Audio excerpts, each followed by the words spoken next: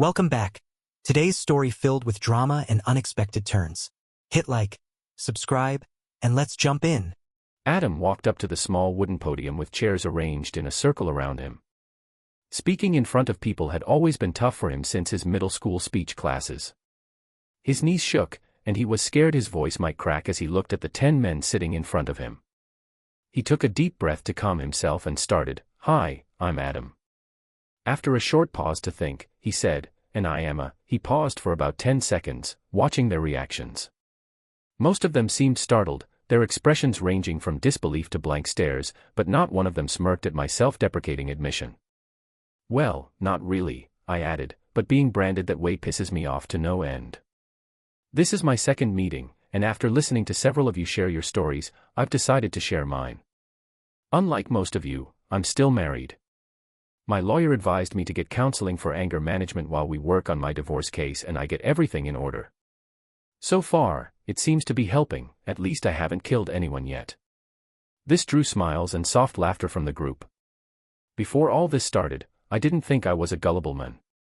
I had no idea I was so unobservant, I admitted.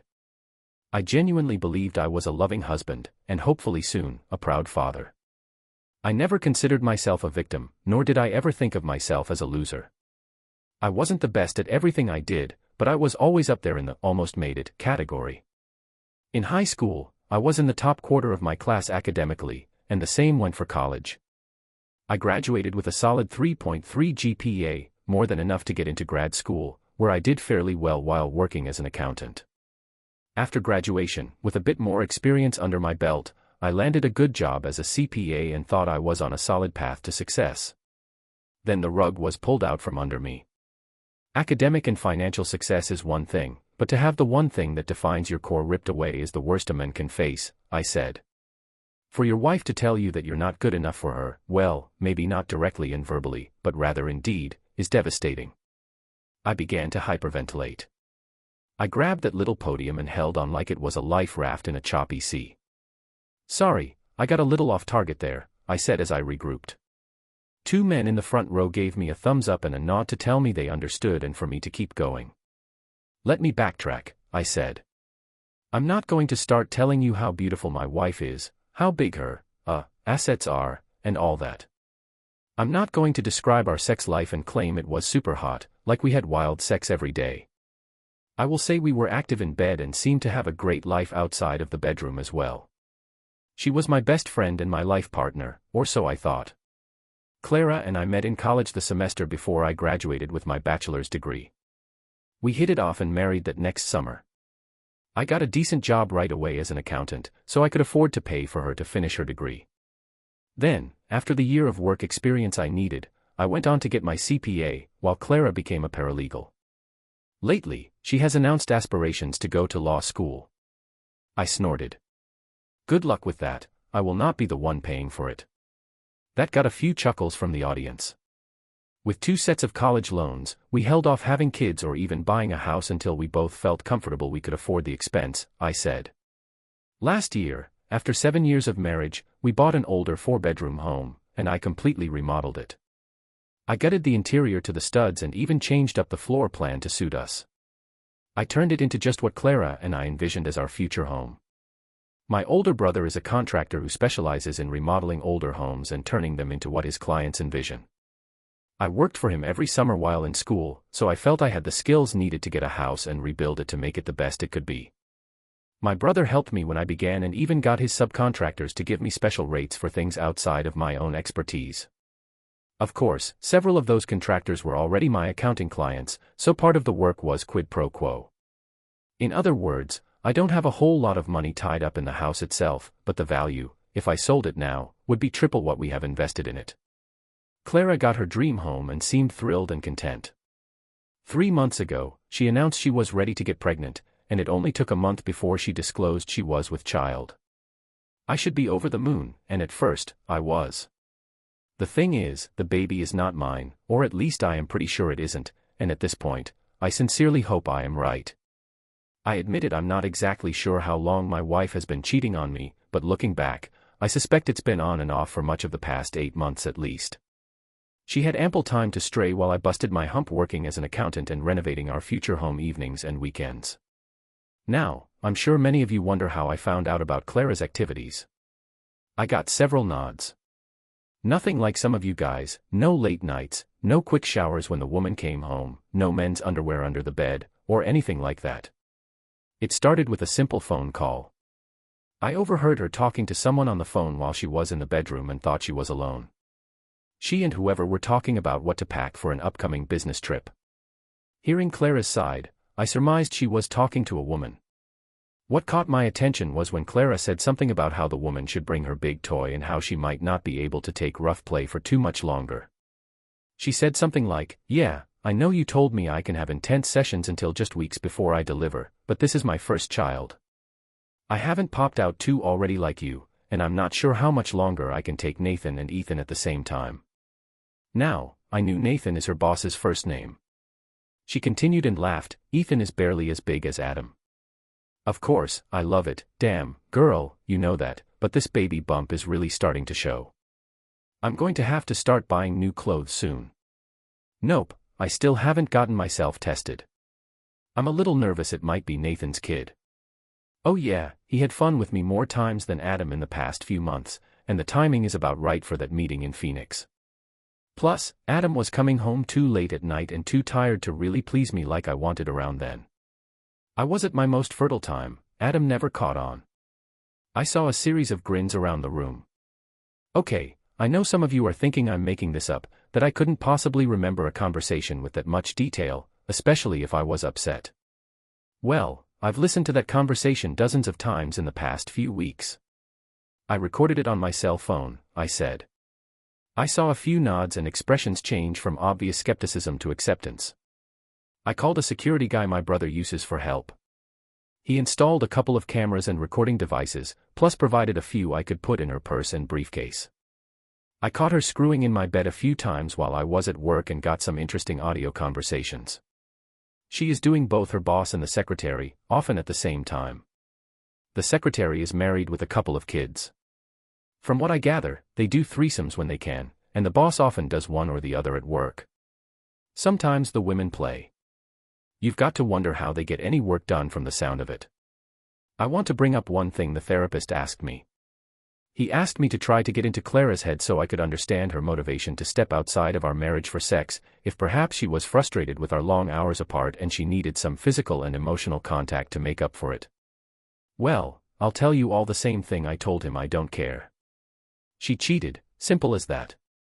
If she was feeling lonely or needy, she could easily have said something, asked for a little more us time. But she didn't. She decided to go off and get laid. The reason is moot. Okay, that's about all I have. Thank you for letting me vent. I am in the process now of divorcing her. She left this morning for another out-of-town meeting with some corporate client, and yes, the boss and secretary are going. I concluded my talk. Before I stepped away from the podium, one of the men, a big, grizzled guy, spoke up: "Why didn't you go stomp a mud hole in the guy's butt?" Of course, I have no idea who did it, as I was not there and had a good alibi, but the guy who was screwing my ex got his jaw broken and his face stomped to a pulp. Nobody saw a thing. Random attack, according to the cops. There was laughter all around. I told them I hadn't even confronted the soon-to-be ex-wife yet, I was still in the process of making plans. I got some incredulous looks. The main reason I am even here at these meetings is to keep a lid on my rage. Oh, I can't tell you I haven't imagined using a baseball bat or even putting a few bullets in Nathan's butt. But I am not about to risk jail. That macho crap of standing up and fighting for my woman like a man is just that, crap. She isn't my woman if she doesn't want to act like it.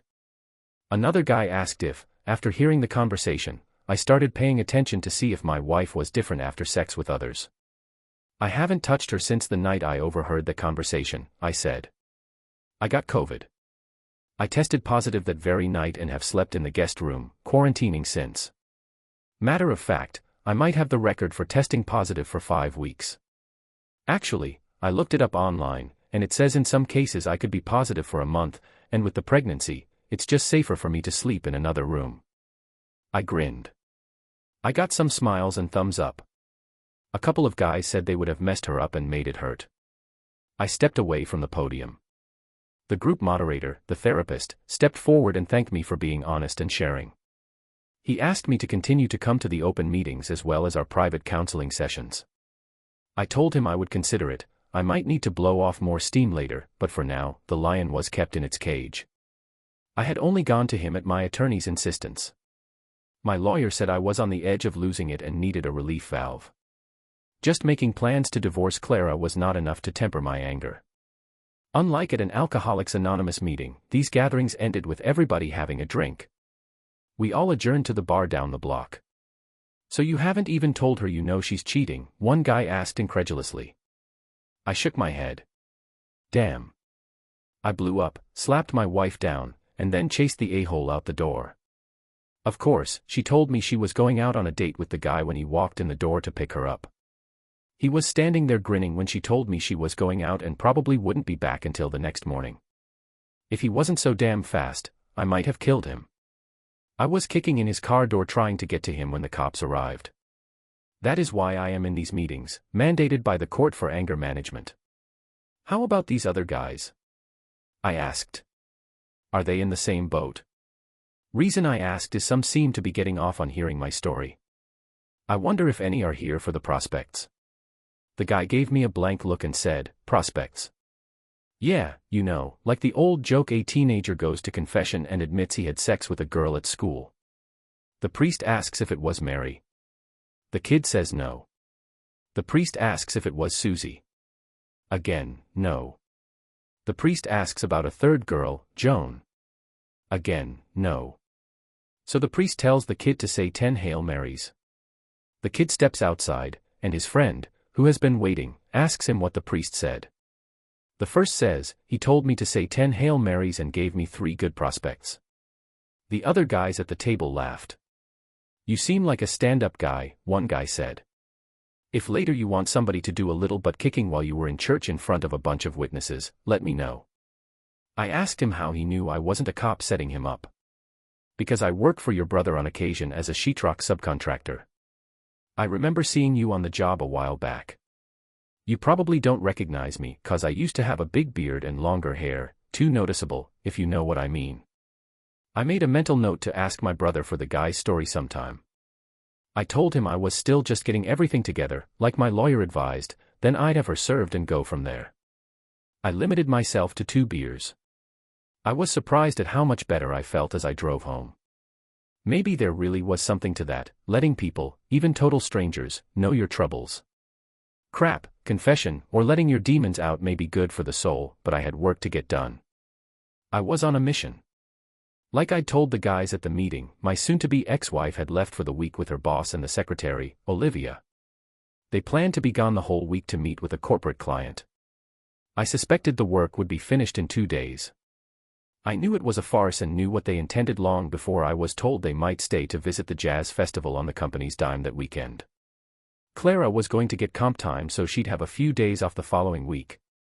She'd suggested I take off work too so we could have must time. I knew she was just trying to keep me sexually satisfied and oblivious. 2 weeks later, I walked into the meeting room a little late. The others had taken their seats while the therapist was trying to get the meeting going by talking about how releasing your inner demons verbally was better than lashing out physically and risking criminal or civil consequences. I wasn't trying to make an entrance, but the room broke into cheers as soon as I stepped inside. Glad to have you back, Adam. I know these guys want to hear the rest of the story from the man himself, my therapist announced. Okay, I said, grinning, expressing a happiness I didn't feel inside. I was, however, content for the moment. I stepped up to the podium. A couple of weeks ago, I told you my tale about how my wife was cheating on me with her boss, possibly even pregnant by him. Not only that, but the legal secretary was also involved, and the 3 apparently enjoyed threesomes whenever they could. Well, today I am going to tell you the rest of the story. When I related what I knew to you guys, I hadn't told the a-hole's wife nor the husband of the other woman anything I'd found out, not that they didn't deserve to know, but I didn't want them to overreact and blow my plans out of the water. I wanted to give my wife the screwing of her life, not sexually, because she would have enjoyed that. I waited until Thursday night of that week before telling either of the others what our spouses were doing while away. I apologized for my delay and explained why, then told them I was going to have Clara served at the airport upon their arrival back Sunday afternoon. I suggested they contact attorneys and gave them my lawyer's name. I asked them not to call or text their spouses and reveal they'd been caught. After the initial shock wore off a bit, we started to talk. I found out that, like in my case, each of the cheaters called home every night to say how much they missed us and wished they were home. We all knew we were being fed a load of crap. At my urging, Isabel, Nathan's wife, decided to take her kids to visit her sister and brother-in-law up in Brookfield. She was going to confide in them and have them come back and be with her when she confronted her husband upon his return. Apparently, this wasn't the first time he'd cheated. She has 2 teenage kids she had to contend with as well. Patrick, the secretary's husband, couldn't get out of work for the weekend. He runs the maintenance department for the Toyota dealership here in town. He did promise not to call his wife, Olivia. He said he wanted to choke her to death without witnesses. I told him about this group and how it helped me subdue those same impulses. I got a bit of laughter. Anyway, I told both what I did with my finances and explained why I'd removed half of our savings and checking account balances. In my case, that wasn't much, but they each admitted to having a fair amount in their accounts. I told them I wasn't going to cancel my credit cards until the last minute, but I would pay the bill out of the joint account to make sure my wife paid her half. I left them to stew on what they needed to do and went home. I'm sure you guys heard what I did at home, and it's all true. I got cheers and applause. I took a half bow. Yes, I spent the week dismantling my home. By dismantling, I mean I took it apart but didn't damage a single item. Some of you might remember from my earlier explanation, but I did most of the work renovating my house myself, with a little of my brother's help. What I did was take back that work.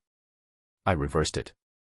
I had to leave the sheetrock up with the texture and paint, but that and the carpet were about all I left untouched. I disconnected every appliance and moved it away from the wall. The stove, dishwasher, refrigerator were all unplugged, and even the connecting wiring harnesses were removed. Every bit of hardware was carefully bagged and attached to the appliance. I even took out the garbage disposal and left it in the middle of the kitchen floor with the sink and faucets all taken apart and removed. I decided to leave the kitchen cabinets. I could have taken them down and did take a few that 2 of us could lift easily after loosening the retaining bolts, but that was just to show the soon-to-be ex that her pretty kitchen was no more. I also left the kitchen counters alone, as I had used a one-piece system that I couldn't take away from the wall without damage. That wasn't the case in the bathrooms. I drained and removed the toilets, took the vanities apart, again even taking off the faucet handles. We even cleaned the edges of the vanities and sinks to remove plaster, and when we were finished, it looked like a pile of used bathroom fixtures. Only a few pipes and cut-off valves poked out of the walls. The tub and shower stall were untouched for the same reason I left the kitchen counters. Next, I took the bed and dresser apart as much as I could. The bed was easy, mattress, box springs, and all came apart easily and were stacked in the hallway. All I could do with the dresser was empty it. All my wife's clothes were put into our bedroom closet, which, of course, no longer had the pretty louvered doors. Our furniture looked nice and actually was very expensive, but like a lot of furniture nowadays, it's screwed together. We bought most of ours unassembled. I disassembled everything that originally came that way. My wife hadn't lifted a finger to help put them together. The shelving units lay in pieces on the floor, the credenza that held my booze and all my wife's little knickknacks was collapsed with all the hardware carefully bagged. I wanted to make sure nothing was damaged. The last things to remove were the ceiling fans and light fixtures from each room. The only thing I left was the chandelier in the dining room, but I took the light bulbs out of that. Oh yes, I removed every electrical switch and plug socket in the house. We capped the wires even though the electricity was off. I'd had to contract out for the air conditioning system to be installed, so I left that alone. I'd put in the water heater myself but left it intact as well. Now, you may be wondering what I did with all the stuff I took out of the cabinets, shelves, and off the walls. Well, I wanted none of that stuff, as it would remind me of the cheating. So we spread it across the floor of the master bedroom. I mean, every dish and glass, every little figurine was placed carefully from the front of the closet to the door. You couldn't walk from the door to the closet without clearing a path first. Well, I take that back, as the door wasn't there anymore either, nor were there any doors hanging except the exterior doors, which I left in place for security. I explained before that I am an accountant. Well, I kept a receipt for everything we bought to put into that house. My wife and I paid for it out of our communal assets, so I was going to give her back half of those appliances and fixtures, just without the work or what I called sweat equity I had in the house. My wife had done virtually nothing to help except pick out the appliances and help plan the renovations. I took a few mobile appliances, like the coffee pot and microwave, that sort of thing. It'll give my ex something else to argue about. I got some appreciative laughter from the group. By the time her plane sat down at the airport, everything in the house that I had assembled or installed had been taken apart. I got a call from the process server who handed her the divorce papers, and I sat back to wait for her to come home. Olivia, the secretary, had driven them to the airport in her van, so she dropped them off. My brother and I were waiting with a couple of the neighbors who wanted to see the rest of the show. They'd been watching me take apart the house all week and could testify where I had been and what I was doing while waiting for the cheaters to get home. We had been consuming the contents of my liquor cabinet and eating the steaks from my freezer. I'd kept back all the rest of the food, which was taken to Clara's mother's house earlier in the week. I told her my freezer had gone out, but that didn't explain all the canned goods and condiments I dropped off. The poor woman was too confused to ask what was going on. I knew she'd find out before long. Olivia stuck around only long enough to let Clara and Nathan out of the van. I wondered why Nathan even came home with her. I walked around to the front, leaving the others to watch from the side of the house as Clara clambered out of the van, followed by Nathan, her lover. Both were fit to be tied. Well, she was yelling, waving the envelope she had been given, and he was angry, demanding to know what kind of lies I might have told his wife and saying he was going to bury me legally for casting aspersions on his character. I had filed for divorce on the grounds of adultery and named him as one of the parties. As you all know, the courts don't really care about the reason for a divorce, but my claim of adultery added a bit of embarrassment because it would be part of the public record. Around the same time, Nathan's wife, Isabel, arrived with her sister. I'd given Isabel a call since I knew Clara's time of arrival. I had been tracking her cell phone. They were on their way, and Isabel had already phoned me to tell me part of what she found when she returned home after a weekend away. She asked if I had been to her house that weekend. I told her truthfully that I had been working hard at my own house and barely went anywhere else except to my brother's to sleep at night. Apparently, Isabel couldn't park in her garage when she got home because the whole driveway was filled with car parts, not just any car parts, but the pieces that had once been her husband's beloved 1971 Challenger. It was his pride and joy, and he would show it off to every visitor to his house. The car had originally been his father's and was Nathan's first car, holding great sentimental value. His father had put it into storage, and years later, Nathan had the car totally restored. I'd heard people joke that he loved that Challenger more than his wife and kids, which might have been an exaggeration, but not by much. Of course, Nathan was a little upset to see his wife drive up, and he immediately began with a lame comment that whatever she might have heard was a total lie. She didn't tell him what was waiting for him at home. All of us stood outside while my wife took her suitcase inside. Then came the scream from inside the house. Clara came to the door, screaming, "What the hell did you do to my house?" I knew she didn't have time to really check it out. All she saw was the stuff piled in the living room. I'm surprised she didn't notice the blinds and drapes were missing before she even got inside. I guess she was a little off her game from being served at the airport. Every window was uncovered, since one of the first things I had done was remove the blinds, dismantle them, and fold the drapes. And when I turned off the electricity, the only light we had was from outside during the day or the generator lights we used. I stepped inside, followed by my brother and the rest of the entourage. I calmly informed my soon-to-be ex-wife what I had done.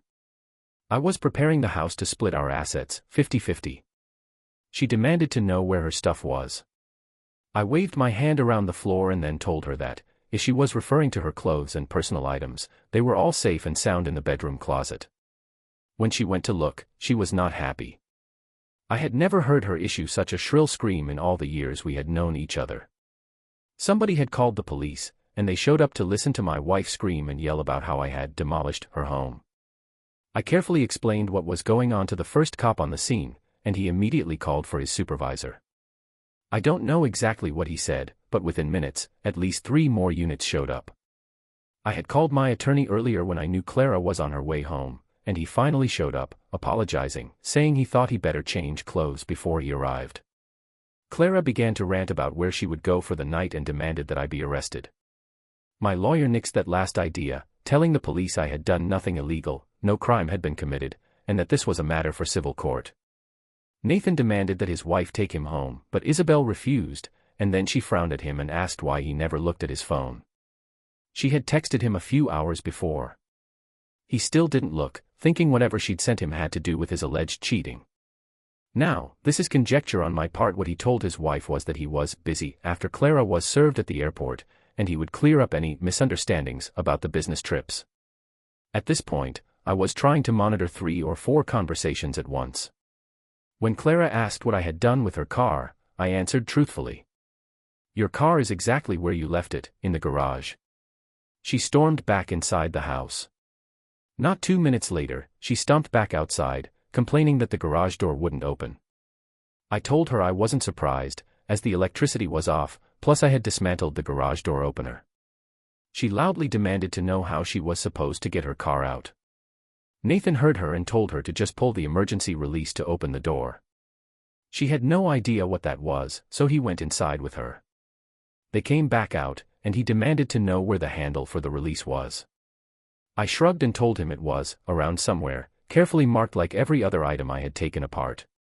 The police were taking notes the whole time, asking for statements from one and all. Then Isabel dropped her bombshell that she had not called the police yet, but she had an issue at her home. She showed her cell phone to the police lieutenant who seemed to be in charge. I watched his face change to total incredulity. He looked at me. I told him Isabel had shown me the photos, but I had been here at my own home all weekend and had multiple witnesses. Unable to get her car out and with Isabel refusing to take Nathan home, they called Olivia back. She arrived disheveled, having been crying.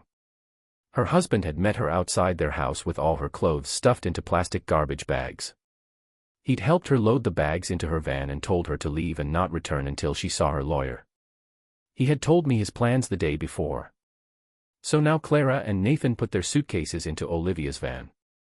Isabel told him once again he ought to look at his phone. He finally did and then let out a scream that almost matched Clara's earlier outburst. He yelled for Olivia to get him home fast. I'd given Isabel a suggestion when she first called me to tell me what she'd found, and she had already acted on it. Her brother-in-law had stayed at her home, and the cops were finished with what they could do at my house.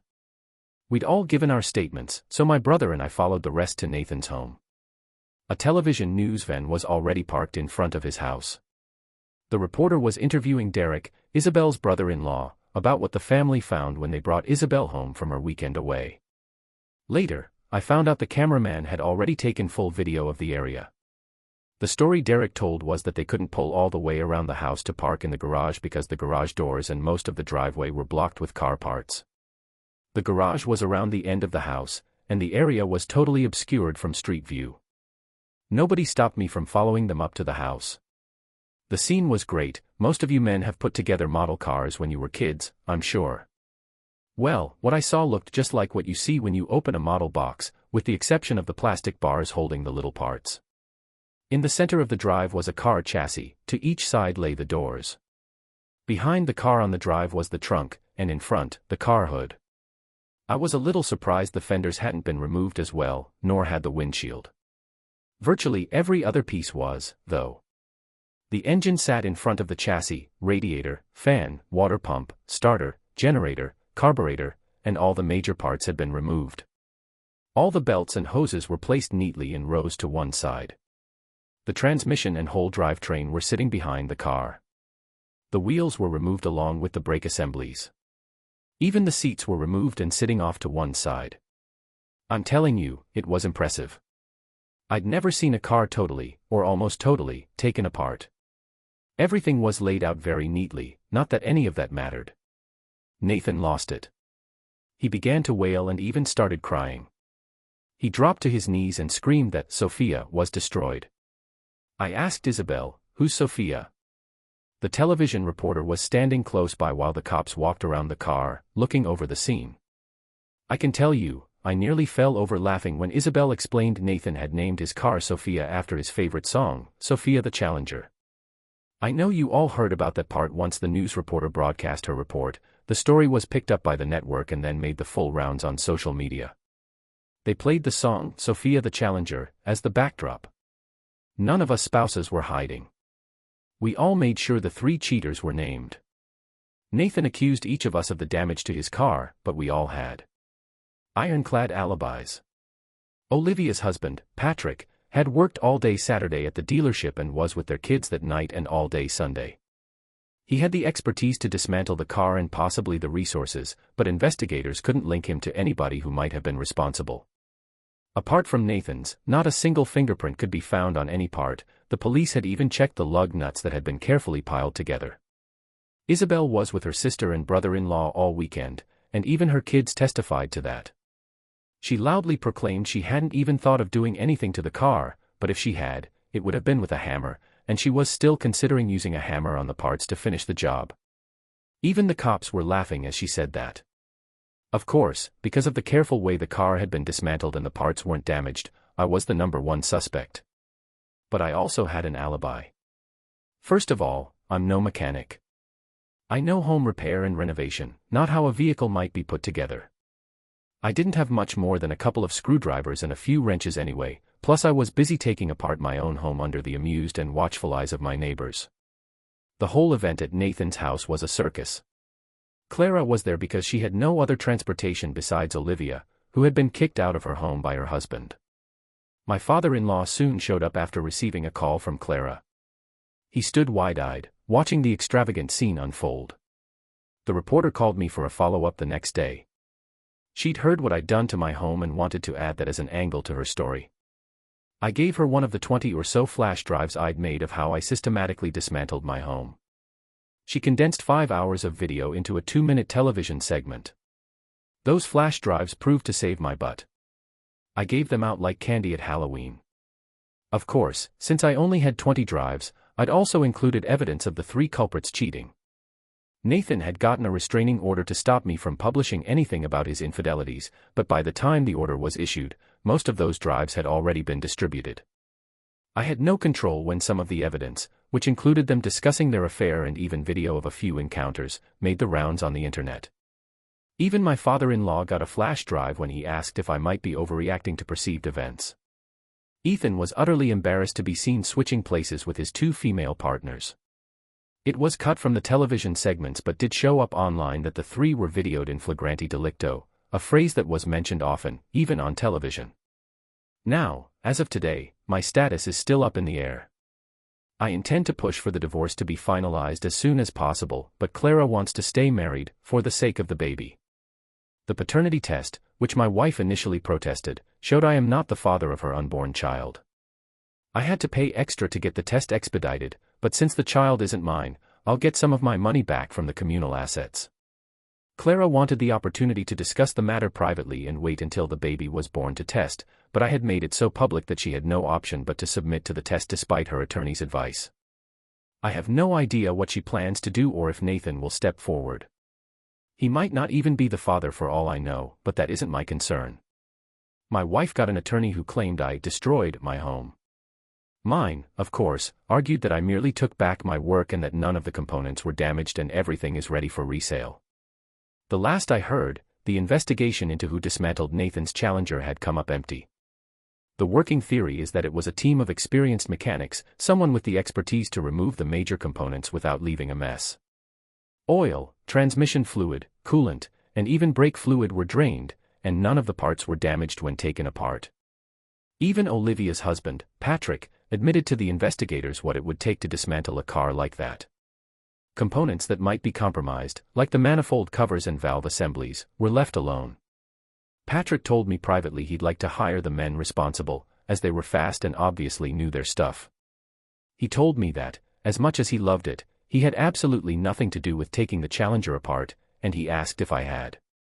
I honestly told him I hadn't. Nathan paid through the nose to get the parts picked up and stored. Isabel told him he had 2 days to remove the junk, as she called it, from her drive so she'd have access to her garage, otherwise, she'd hire a couple of neighborhood boys to pile the crap under the carport where Nathan had kept the car. He knew she was serious. Before any of you think I came out on top of any of this, I was not unscathed. The very next day after Clara's return home, I was fired from my job.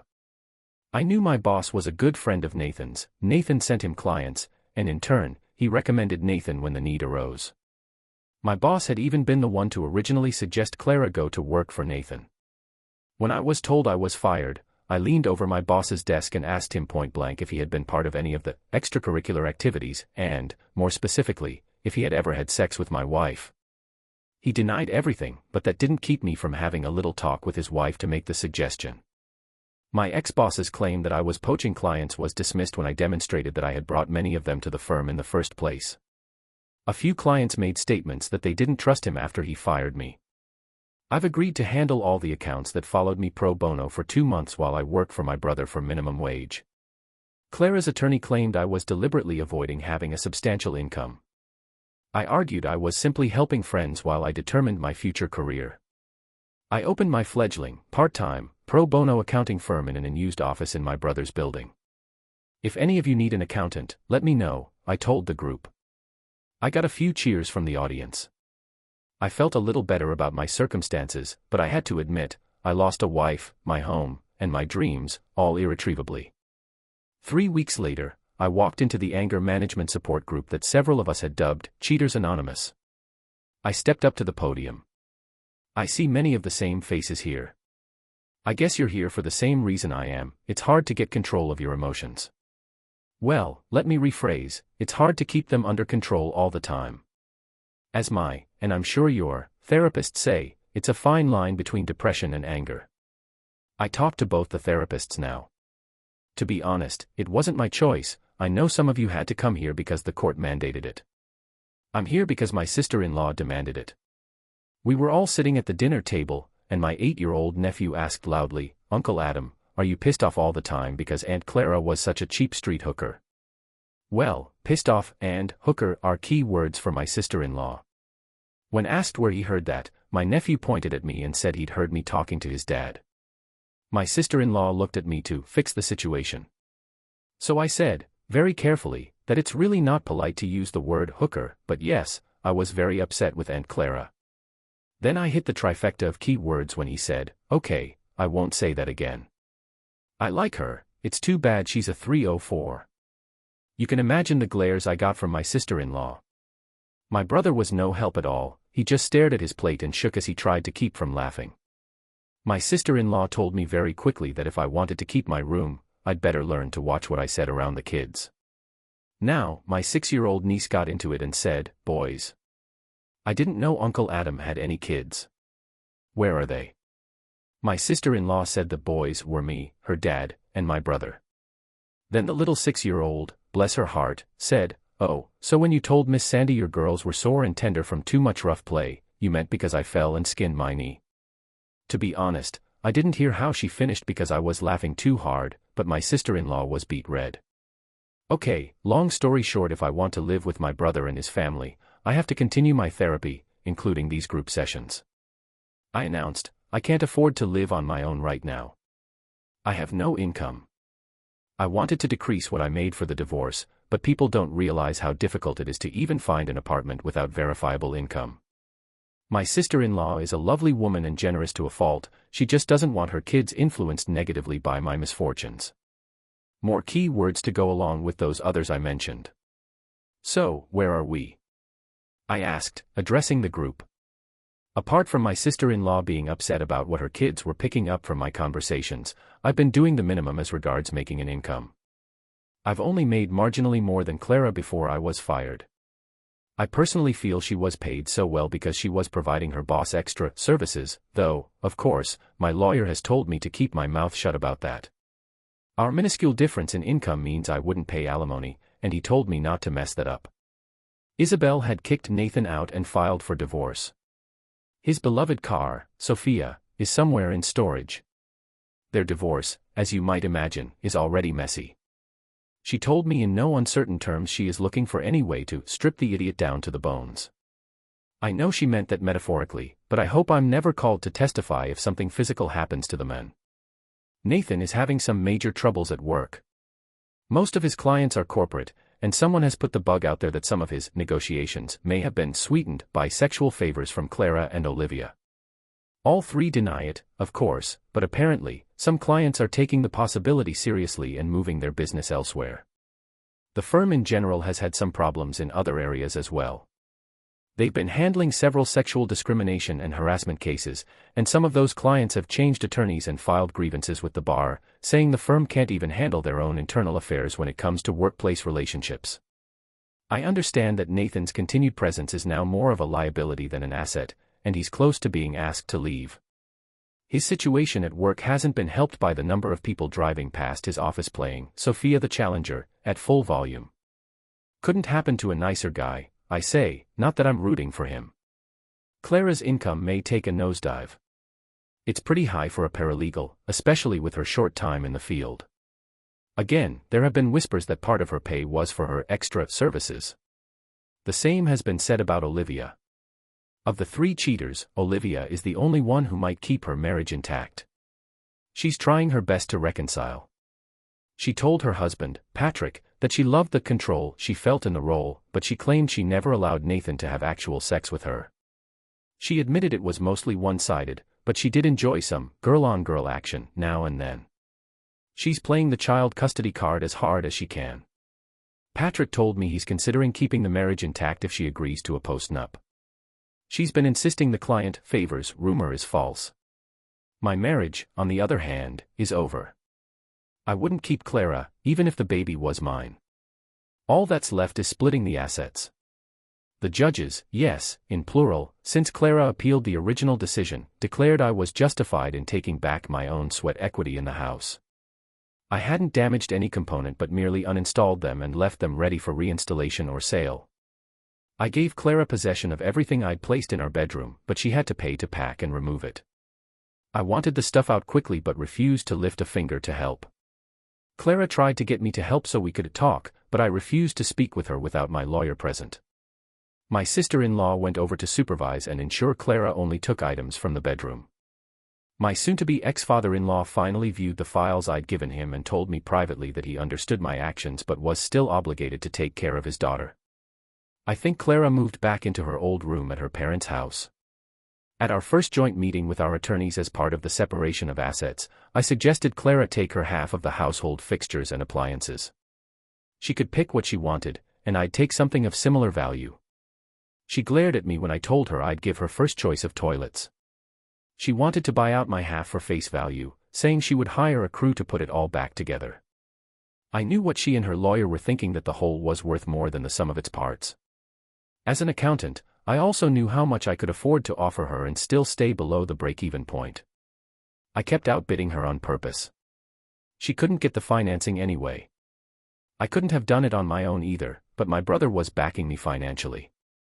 Clara refused to sell to me for any reason, so her attorney demanded everything be sold at public auction and the proceeds split. My attorney argued weakly that we'd lose too much that way, but he lost that decision, which didn't bother him or me. Clara had tried but couldn't find a buyer offering near as much as I had offered originally. My brother ended up buying the shell of the house at auction for 75% of what we'd invested. The house was in great shape, but few investors were willing to outbid my brother. I'm sure several were interested, but they knew my brother wouldn't work for them again if they did, and others in the trade would have followed suit. Clara's lawyer briefly protested her lack of compensation but had to concede that the auction was his client's demand. And unfortunately for Clara, they'd refused my much higher offer. So basically, I lost my money, settled my divorce, and found myself unemployed and living in my brother's guest room with only a small percentage of my assets left. To compensate my brother for rent, I began working to restore my old house. Everybody knew I was the one who took my house apart, but nobody had any idea who dismantled Nathan's beloved Challenger, nor any proof. Nathan even hired private investigators, but they came up dry. My financials were examined to see if I'd paid anyone, and I had to provide access to my cell phone and computer. Olivia's husband, Patrick, was also investigated, but no link to any suspect was found. The entire affair became social media fodder, initially covered on network television. You can imagine the notoriety I got as the man who dismantled his own house. I'm constantly asked how I really took Nathan's Challenger apart and get congratulated for something I didn't even do. Several of the guys in the group stood and congratulated me on the spot, to the laughter of others. I stepped away from the podium, and the therapist asked who wanted to go next. All of them shook their heads. One guy said he'd wait for next time to tell how he grabbed them and screwing his wife by the balls and marched him naked out of his house and down the street. We all headed for the bar afterward. "Hey, Adam, don't I rate a little discount as a new client?" Lucas Fisher asked me. He was the drywall subcontractor I'd met at Cheaters Anonymous. I said, "Hell, I gave you a free setup in my system. That takes some time. You think you deserve more?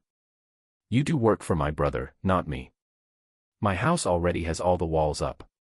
I was referring to my former house, which my brother now owned and rented to me at a minimal rate.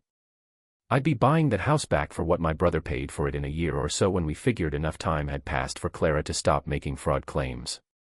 Or is it because I offered all the guys at our support group a discount to do their taxes this year? I asked. No, none of those things, Lucas grinned. I figure I deserve it for my strength pressing on a floor jack to lift a Challenger up so the wheels could be removed. I'm not much of a mechanic, but I can stack parts around. Also for telling your brother I knew some guys who could help out in a bad situation, and especially my cousin, who was a mechanic. When he told me about a Challenger he wanted dismantled, I almost couldn't see through tears of laughter. I marked his account paid in full for the next year. Thanks for watching. What would you have done in Adam's shoes? Comment below, like, and subscribe for more stories.